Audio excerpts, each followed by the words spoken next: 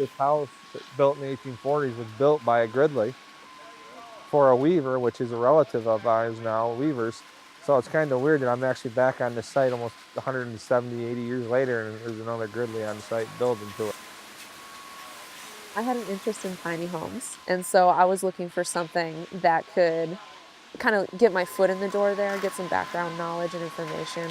So I found Morrisville. This is stuff that you do every day on a job site rather than just in class. I think it's more fun too. I have all the experience from what I've run into. So I kind of bring what I do back to the class and give them the experience that I got without them actually being there. So it works out kind of good for them.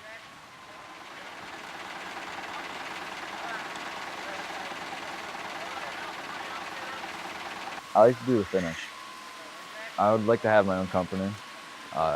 Not sure if I want to do ResCon yet or wood. Haven't decided yet, but something along both of them. I'd like to move on to project management eventually, but I think that I'm probably going to end up in woodworking or framing first. These kids will do this foundation 20 years, they come back and it should still be here. And so it's kind of rewarding that you can see that.